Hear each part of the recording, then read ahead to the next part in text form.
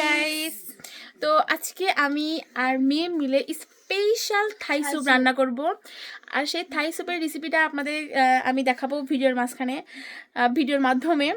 তো এই থাই স্যুপের জন্য আমি যেই যে জিনিসপত্র নিচ্ছি তাহলে যে এই যে ফার্স্টে আমি এখান থেকে 8টা চিংড়ি মাছ আমি বের করে নিচ্ছি। তো আমি এই মাছগুলো সুন্দর করে ধুয়ে ফ্রেশ করে নেওয়ার পরে এই যে আমি এই জিনিসগুলো আমি ইউজ করব আমার থাই স্যুপ রান্না করার জন্য।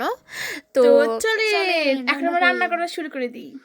রান্না করার জন্য আমি এইটা ব্যবহার করব, এই কিউট একটা ফ্রাই প্যানে আমি রান্না করব আজকে।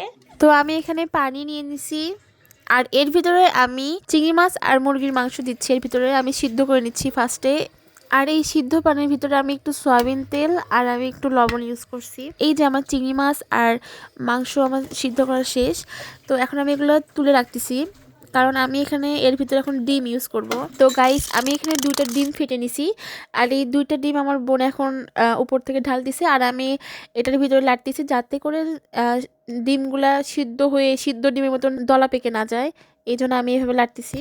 তো গাইস, এরপর আমি এর ভিতর সসেস দিছি আর সিদ্ধ করে রাখা যেই চিকেন আর হলো যে এই কি মাছ এটা, আর এই চিংড়ি মাছটা আমি দিয়ে দিচ্ছি এটার ভিতরে। আর এরপর ধনে পাতার অভাবে আমি রাঁধুনি পাতা ইউজ করেছি।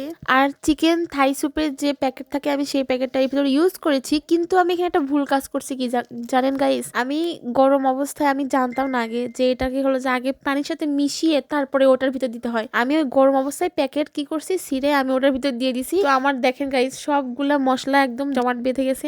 আমার ওই যেটা আমি স্যুপ বানাচ্ছি ওটার সাথে মিশতেছে না, এরকম জমাট হয়ে গেছে। গাইস, আমি কি করবো, আমার স্যুপটা এইভাবে নষ্ট হয়ে যাচ্ছে। কিন্তু গাইস, আমি এই স্যুপটা আমি এত রাতে রান্না করতেছিলাম যে আমি এখন যে বাইরে যে একটা স্যুপের প্যাকেটটা কিনে নিয়ে আসবো এরকম সময় ছিল না, সব দোকানপাট সব বন্ধ হয়ে গেছিল। এই জন্য আমি কি করব, বাসায় থাকা উপকরণ দিয়েই আমি আমার মতো করে স্যুপ বানাচ্ছি। তো গাইস, আমি এখানে সব ধরনের মশলা ইউজ করার পরে আমি মশলাগুলো ভালো করে ফুটিয়ে নিছি।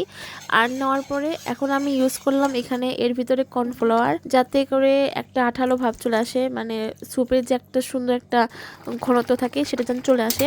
তো গাইস, আমার স্যুপ রান্না একদম রেডি। তো এখন আমি আমার ফ্যামিলি মেম্বারদের আগে টেস্ট করাবো যে কেমন হয়েছে আমার স্যুপ, তাদের থেকে রিভিউ নিব, তারপর আমরা রিভিউ দিব।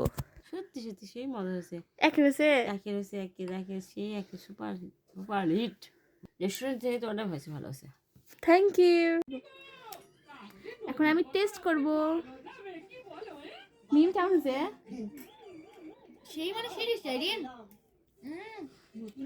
সেই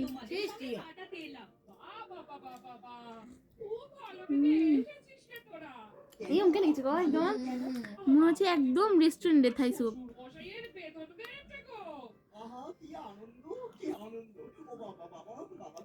তাহলে আজ জমিয়ে জামবাটি ভর্তি করে গাজরের হালুয়া খাবো গো। ও বাবা, খাওয়াও না গাজর, খাওয়াও না বাবা। তোমার শাশুড়ি গাজরের হালুয়া বানাতে জানে না বাবাজি।